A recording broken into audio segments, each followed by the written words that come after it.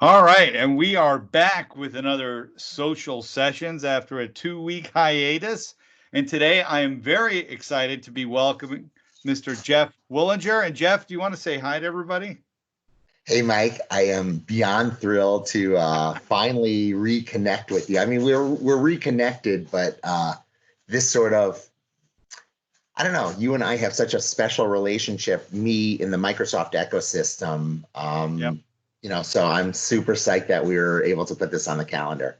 I am too, because it has been way too long. And just by way of letting everybody know before we start into stuff. So this goes, we'll do a little flashback all the way to '09. Let me share a little something. And there we go. That's you and I. Much now. I don't understand. How is it that you look the same and I just look old these days? That is hilarious. That is a fabulous picture. I actually think I still have those shoes. There Um, we go. oh, there we Boom. go. Wow, that is amazing. And I still have that shirt as well. Woo! Wow. I, And I've got a well, at matching least you hat do. now. I I've got a can't fit matching into. hat now. There we go. Get the hat going. So, I'm very excited to have you today because you've been doing some incredible stuff. But first off, everybody's been social distancing and everything. How are you doing? I got to tell you, I'm the type of guy, and as I know a lot of your listeners are aware, my glass is always half full. This is how I wear my face every day. But there were a couple of days. So I moved to Southern California from Chicago via New York. Well, New York, Yep. Chicago, LA. And so, when it's sunny, which is basically every day, it's great. But at the beginning of the quarantine, it literally rained here for 3 straight days. And so we were stuck inside Yeah. anyway, where it was really hard to go outside because the rain was it was like when it rains here, it's like a monsoon or just the lightest drizzle and it goes away. But it was like 3 days of monsoonish weather. And I got to tell you, for a little while there, I was not thrilled, but hopefully all of this is behind us and, Yeah. hopefully, and then, add on other sort of distractions that are out there. And it's been a challenging, as a lot of people are, joking around, hey, can we redo 2020? That type of thing. And I'm Yeah. not like a political guy. And although I've got my strong feelings, I'm not one of Sure. those people that's going to publish it. But it's been a challenging year is probably a polite way to say it. Yeah, I'd say you're spot on with that. Um, you mentioned though you came from Chicago as your most recent. You were there a long time, and then you moved out to Southern Cal. And my understanding, well, when you moved there, somebody special, and then something you like to do Actually, regularly, kind yeah. of So intersect. I'm hopeless romantic, and I was actually speaking at a conference in LA, and I've had this sort of dream to live on the beach, Venice Beach, uh, be in all the crazy, but I was in a quiet section, and just timing was right. I rented a U-Haul, found a place, and I know you joke around like living the dream, but I am definitely living the dream in Southern California. I literally work out 7 days a week. Back in Chicago, I would also work out about 5 days a week at the gym, because in Chicago you sort of have to go to the gym. Sure. Played a lot of pickup basketball. I played basketball my whole life, but now with the new normal, you know, and again, I like getting physical, but now get the thought of getting physical with a lot of guys and you don't know where they've been and this and that. It's Yeah. I come from a tennis family and I play tennis, I would say maybe 5 days a week, and I play pickleball. Nice. If you're familiar, are you familiar with pickleball, Mike? I am not. No. You need At first. I thought you said pick up ball. I was thinking a pick up basketball game, but No, pickleball. Actually, pickle. I don't have my paddle with me. I'm just looking in my office here. I don't my paddle's outside. But basically it's a combination of ping pong and tennis. You play it mostly outside, and you could get two pickleball courts inside one tennis court. Oh, And it's very fast, it's very strategic, and it's a nice little workout where you're not killing yourself like you do many times in tennis. So many days I'll play tennis super early at like 6 mhm. a.m., play until about 7:38, and then sometimes I'll play pickleball from like 8 until about 10. Wow. So it's a great workout. And what's really changed my life is, my Apple Watch. Uh-huh. Yeah, my Apple Watch. I'm addicted to it. My goal is to burn. I think I've got 1,300 calories a day. And you might say, oh, 1,300 calories. It's easy to eat 1,300 calories. It's not easy to burn 1,300 calories. You're talking about moving about 5 miles ish. Yeah. And if you're used to sitting in your desk like like I am right now, it's almost impossible. You have to do it super early or Yeah. later on in the day. And I'm able to, I basically schedule my entire day around, working out. And I don't know where he went. I also got a little puppy that, since we got the puppy, he being able to walk him every day, that's at least 2 miles. So I know I've got the two Nice. miles with the dog, and then I just have to get another 3 to 4 miles just working out. So it's been great. Again, the weather, Yeah. uh just Southern California, it's better than I thought it was going to be. Well, good. I'm glad to hear that. And it's certainly, this time of year for most of us now can start like obviously I'm still up in the tundra right now until we move, but it's gotten nice out where people can start getting out, moving about. And I think what you're talking about, some of those activities, just the idea of getting out and getting the body moving, I think that's really important because I know I have developed my COVID curves, um, and now I need to work at getting rid of them. Yeah, I'm one of the few guys that actually I lost about 15 pounds during COVID. Wow. Yeah, Good for you. 15. I mean, the difference now, Mike, is I'm used to traveling so much for work, where I'm on the road Sure. basically every week for 1 to 3 nights. Yep. With no travel, yes, I've got my meetings that I have to be here for, Hmm. but in between meetings, little running, little biking, uh, swim in the ocean, whatever Yep. it is. I saw my boss the other day. Well, I see him every day because we use Teams, and he's like, "Man, Jeff, your tan is a little bit much." And I wear sunscreen every day. I used to work for as a volunteer for American Cancer Society, Yeah. and I know that there really is no such thing as a healthy tan, Right. but I do put 30 on my entire body every day before I go out. Good tip for you young folks That's listening. right. There is Because no it will such thing come as a back. healthy tan. E- Yes, Even apart from if my cancer. daughters are listening, Sarah, Abby, Caroline, right? Yeah. Lotion. And I'm always telling them, and they don't wear sunglasses because they don't want to get those lines. Oh, I said, get the lines. Your yeah. retinas, you only have one pair. Yeah. One pair. Yeah.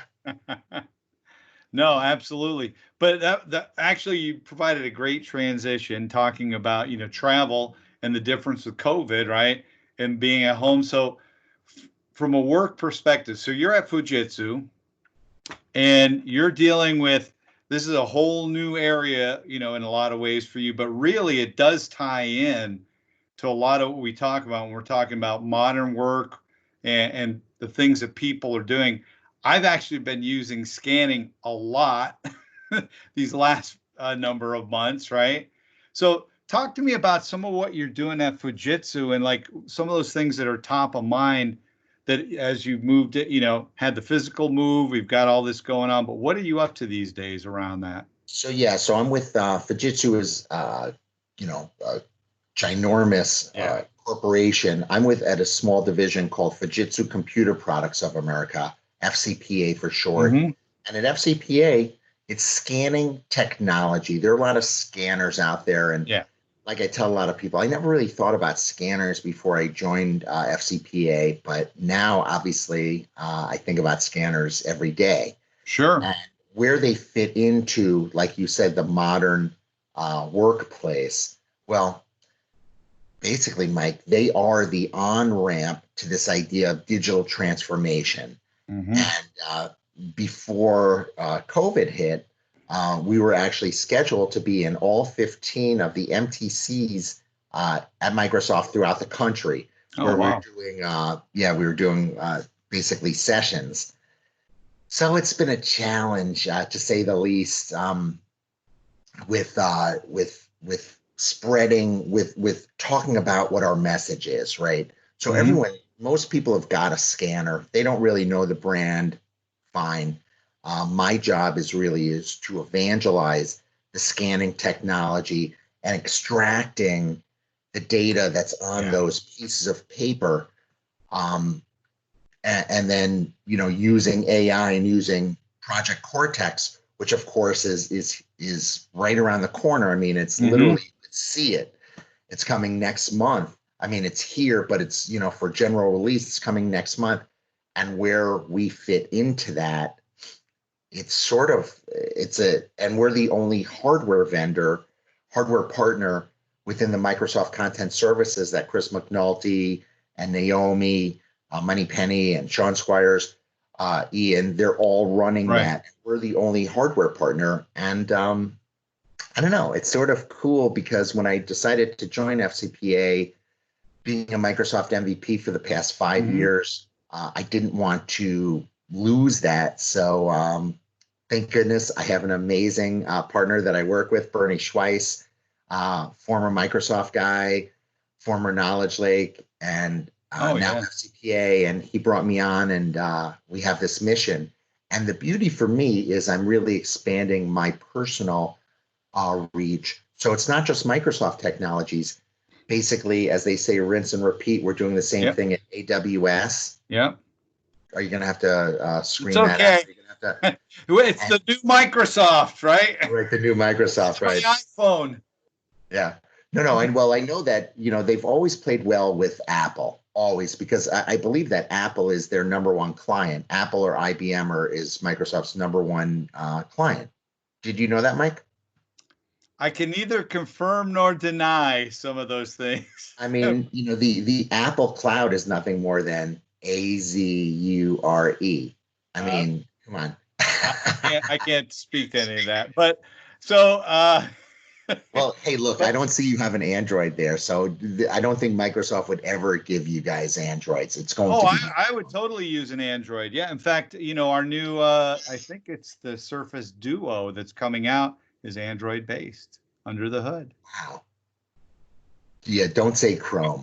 And we've announced that, right? Wow. So my manager carries an Android. I love Android devices. My wife's on this, so guess what I'm on?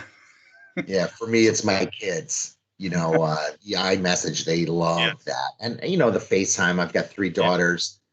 Being able to FaceTime them, anytime is terrific for me. Yeah. So really, that's why I'm locked in there. But getting back, though, with Fujitsu and Cortex and scanning, I was just, as you were talking, I was thinking, in my job, I cover healthcare and life sciences, right? So hospitals, pharmaceuticals that are running clinical trials, medical device companies, and they're doing trials, et cetera.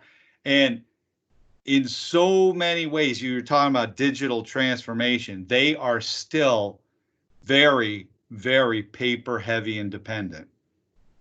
And the ability to take that data and to move it into the digital realm, to work with it with things like Epic and our cloud system and SharePoint Online.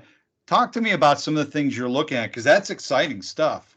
Mike, you don't even need a PC with our scanners. It's 100%, and you don't even need a hard connection if you don't want it. So I think that's the real game changer. I call it smart scanning. again, things that I never thought about. But now you're able to scan directly from a scanner. You don't even need a printer really or a fax machine, right? Hmm. So again, I haven't said the word fax. Well, I say the word fax a lot now, but before I joined FCP, I didn't really think about faxing. But in the healthcare Yeah. industry, they're faxing nonstop. Now you're able to put your paper into the scanner, and with many times one touch goes to wherever you're sending it to, Gotcha. and it's kind of a game changer. But healthcare really is a big industry for us, but also education now, Mike. Think Hmm. about K through 12. Think about the teachers, with all the kids' homework assignments and this and that, Yeah. their art things. The beauty of the scanning technology is no matter how you put it in with our capture feature, it literally comes out better many times than when you put it in.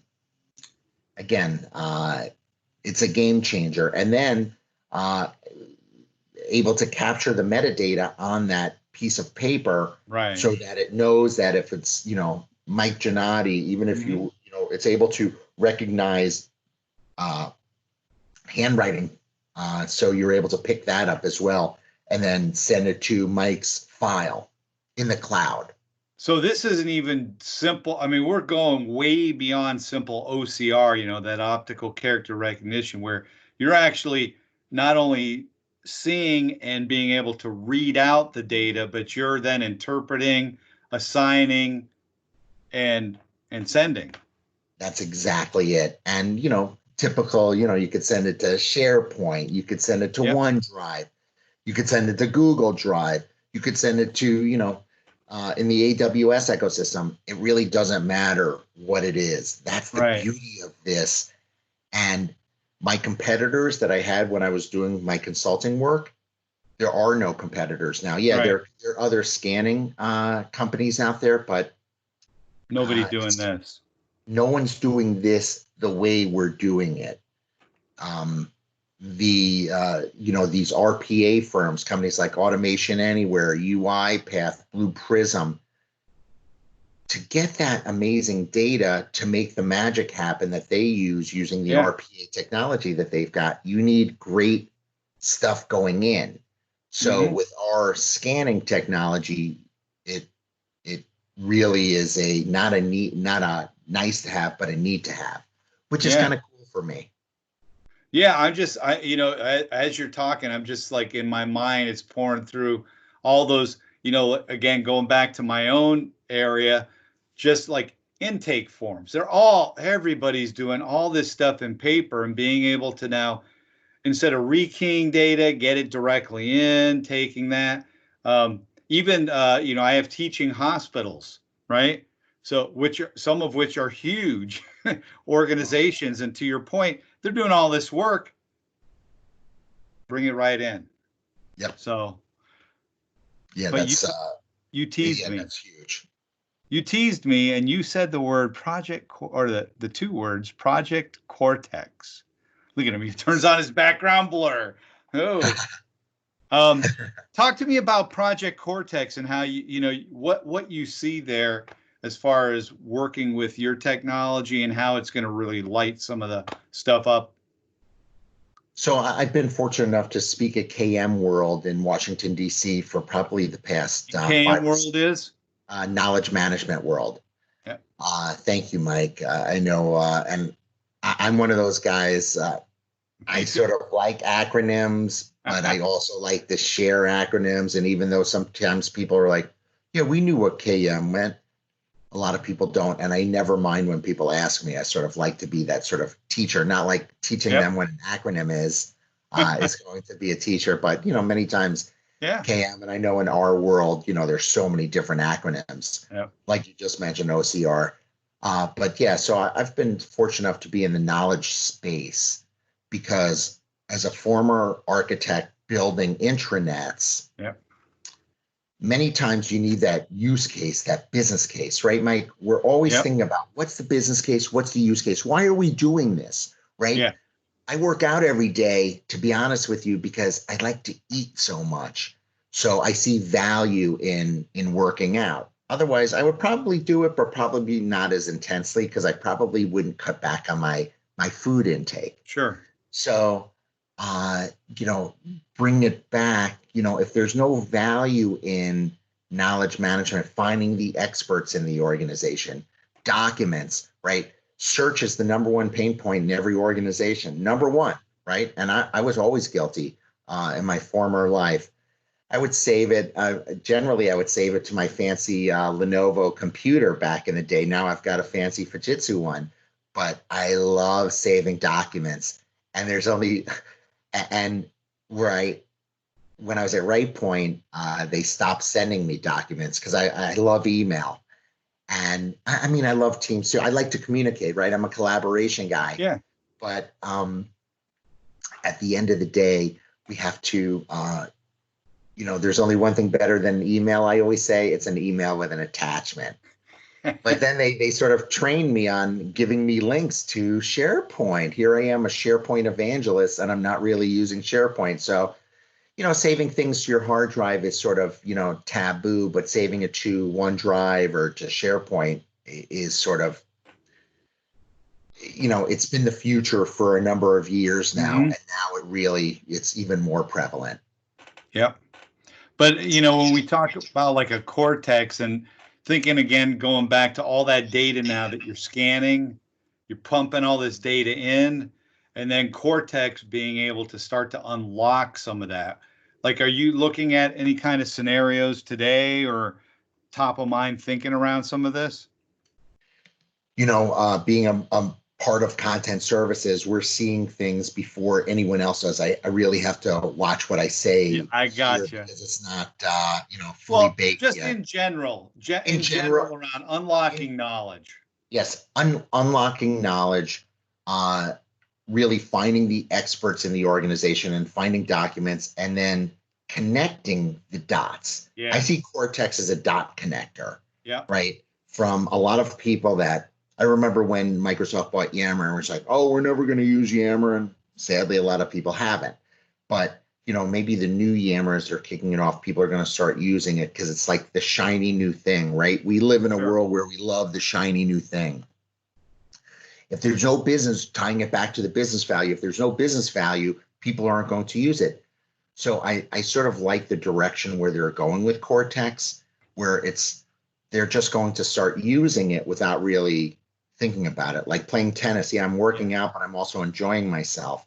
So we have to have the business value with Cortex, unlocking the knowledge, Mm-hmm. and then using that knowledge to make our business lives easier. You Yeah. know, uh, I mean, I when I look at it, you were talking about the number one pain point being search, which is absolutely true because, as you know, in knowledge management, if you're not properly tagging things and all that, then you're just dependent upon that full text, and that really diminishes the value. But who is going to tag it? I don't. You didn't. And we're knowledge management guys, right? You're spot on. So Spot on. but yeah, I look at Cortex, and to me, the more I've been thinking about it and thinking about, context, and I'm going to tie it back to some of what you're doing now is I think about Cortex. There's those ones that they're iterative. Like I look at Teams. Teams to me is an evolutionary tech brought together the best of breed stuff, but it's not doing. People say, oh, it's new. It's really not new. It's just an It's not evolution of new. what we've been doing. Yep. Cortex, though, connecting those dots and being able to surface data in all these new ways, to me, we've gone from evolutionary to revolutionary because it starts to enable all kinds of use cases around the extraction of data. And going back to thinking hospitals, pharmas, and with all their processes and data, the ability to get to that, still secure, having compliance and security and all those inherent things you built practices around, still maintained, but now expanding the reach and connecting the dots between a conversation in Yammer and a input and an intake of a patient who fits a certain profile that now somebody else is discussing, and they're looking to, change up, maybe, modify healthcare procedures like in COVID. How are they doing things? It was all very fluid. So now being able to take those conversations and data and things and just serve it up, that to me that's game changer. Mike, here's something for you. I read this article in Forbes, and it said 90% of the data in existence has been generated in the last 2 years. 500 billion office documents created last year. 16 billion, I was talking about faxes earlier. 16 billion faxes sent last year. That's 853 miles of paper. In 2020, every person generates 1.7 megabytes per second. 97.2 of the organizations are investing, in big data and AI. And guess what? Yeah. It all ties into Cortex. There's so many challenges, right? The silos. Sure. I mean, we see it all the time. I mean, you in your health sciences and me just, working corporate America, right? Search, discover knowledge, that untapped knowledge, and then, the knowledge drain. It's a challenge, to say the least. And unlocking it so it's not just sitting in a silo somewhere, but reusable. So, in terms of what you're doing today and what you're doing with Fujitsu, are there specific solutions that people should be looking at? I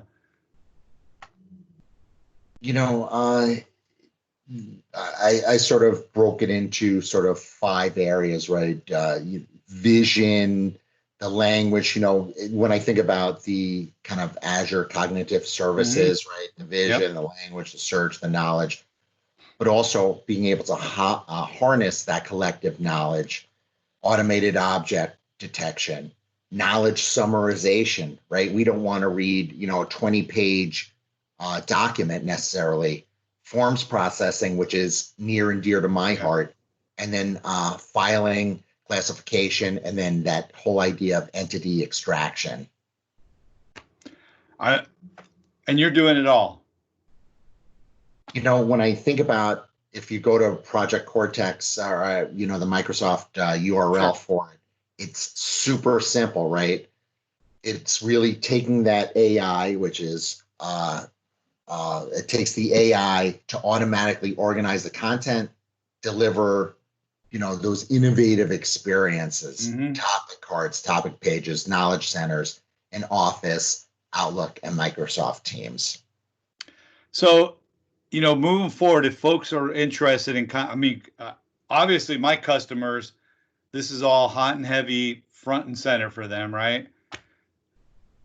What should they do? How do they get a hold? First of all, people are looking to connect with you or to contact, Fujitsu about this. Do you have some places that people can go? I'd like to think of myself as one of the easiest guys to get a hold of. I would say number one, probably email. I think I mentioned earlier, I love email.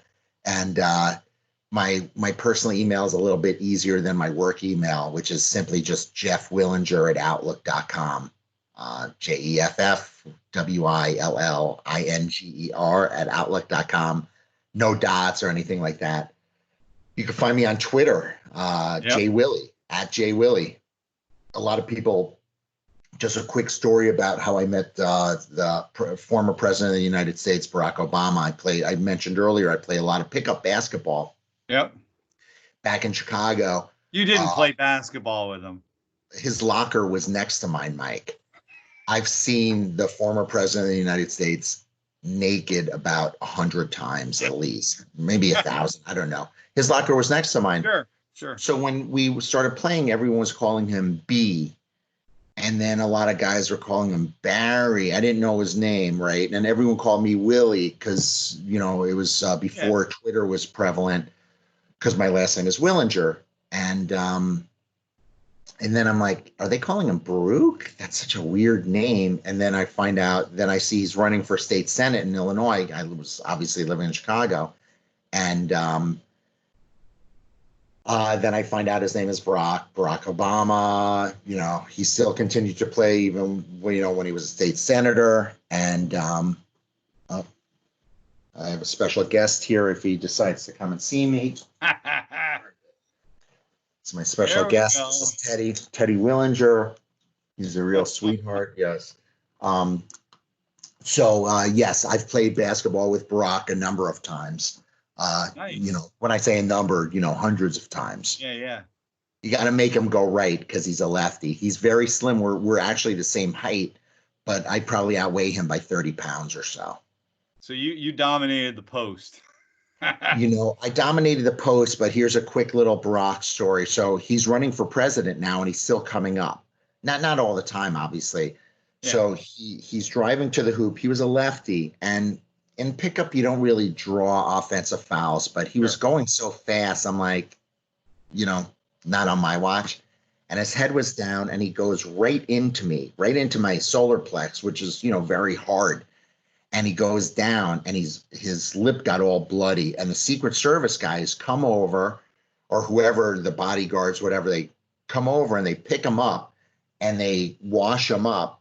And he comes back on, and he's like, he thought I cheap fouled him, but I didn't. Anyone that saw it knew that his head was down. He just, he basically, it was an offensive foul on him, but in pickup, you don't really call offensive fouls.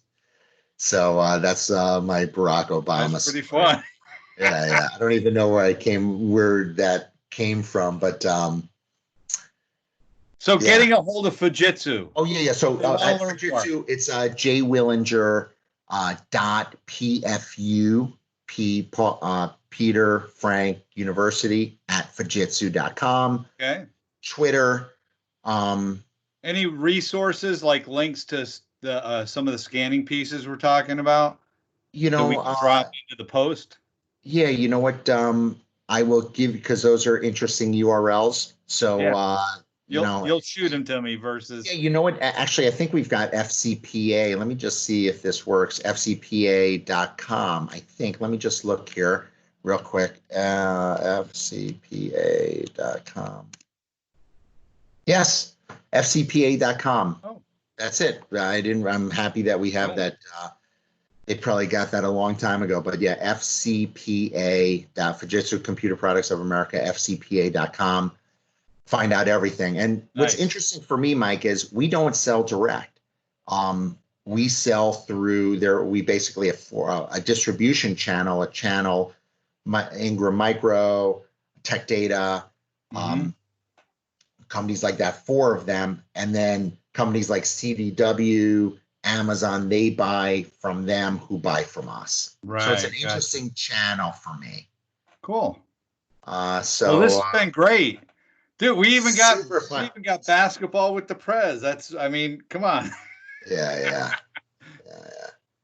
It's I gotta ask you, what position did you play growing up?